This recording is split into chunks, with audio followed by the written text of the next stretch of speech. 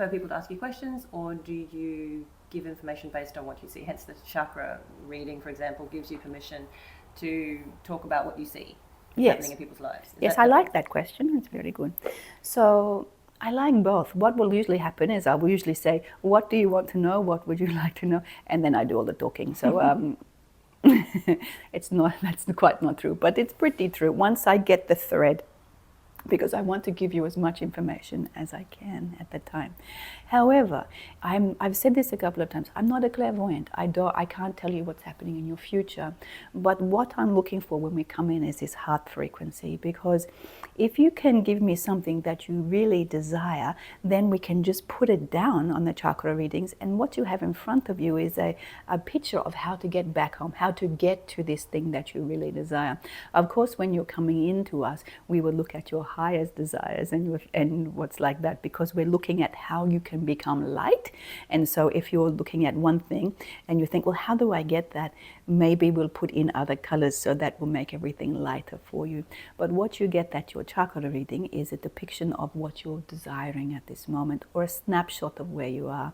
Because once you get this picture, we all have the same goal. It's happy, healthy, and to be a well-being, so to be a light being.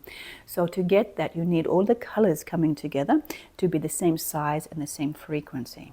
So because you think of us as white light, and then if you come through, the sun comes through the prism of the water droplets, and it creates the rainbow. So the chakras are the colors of the rainbow, and when these colors get refracted back in, you return to light. So at the moment, we're trying to help you become as light as you can, because that's where the joy is, that's where the lightness is. So once you have a chakra reading, you have a map of where those colors are, and then we just apply knowledge on how to put them back into the center. I love that. That was excellent. Great. That explains it so well to me. Good. I love the visual metaphors, because that makes so much sense. Of course, we're light. And then we enter this prism and it gets displayed, and then that's we right. want the colours to come back together, so that we... Yes. We simply forget. That's all that happens. We simply forget.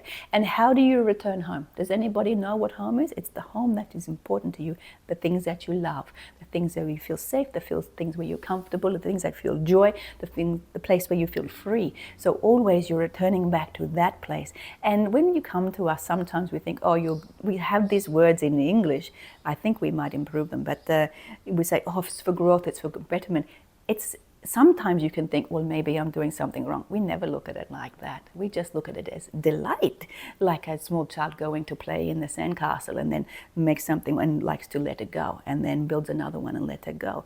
Because, how boring would it be if you had the same old sandcastle there every day, Universe is going to come and take it anyway. So this is really what's happening in your time now. You get to choose consciously, what do I want to grow, create? What do I want to grow, create? You have to let it go. So, because if you don't, the wave's going to come in anyway. So the next moment you have a new opportunity though. So that's why energy reading is good, because you can see where you are, and then you can go, okay, I can let it go. But when you don't quite reach it, that's where your frustrations are.